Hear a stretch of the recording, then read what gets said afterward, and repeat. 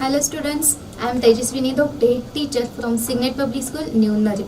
Today we are going to see the journey of our food that we eat inside our body, that is our digestive system. Students, we know our body is made up of different organs. Some are internal organs and some are external organs. So external organs that we can see with our eyes easily, like our head, our hands, our legs, etc.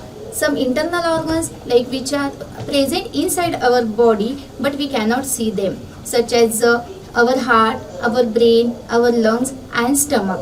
So what do you think? So all these organs have their own function to perform. So what do you think? All these organs work singly to perform or to run our body smoothly? And the answer is no, because the organs, they are assembled together to form an organ system to perform our body function. So today we are going to see about the different organ system which are present inside our body. So let's see one by one. First is digestive system, then circulatory system, respiratory system, nervous system and excretory system. So these different organ systems are present inside our body. Today we are going to see in detail about our digestive system. So students, let's see which different organs are assembled in our digestive system. So first, digestion. It is a process where complex food is broken down into the simpler one so that it can easily absorb in our body.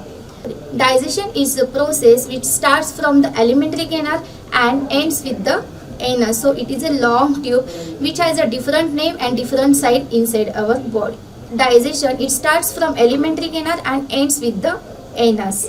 It is a long tube which has a different size and different shape and names inside the system. So let's see which are the organs assembled in digestive system. So let's see one by one the different parts which are assembled together in our digestive system. So it starts with the mouth, then esophagus, that is a food pipe, then stomach, small intestine, large intestine and anus. So all these are organs, they are assembled together and work together for the digestion of our food that we eat.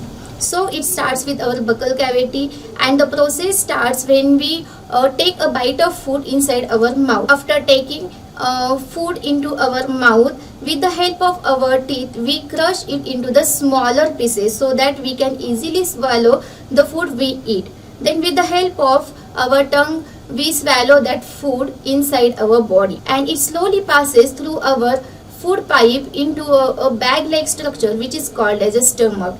In stomach, different digestive juices are present where the next or further process of digestion continues. And then next, slowly it passes into the small intestines where it secretes different kind of juices. At the same time, juice secretion from the liver and pancreas, it helps for the further digestion of the food in the small intestine. At the same time, the food is churning into the small intestine. The whatever useful nutrients are present in the food, it is get absorbed in the small intestine and through the small blood vessel it is provided to whole part of our body.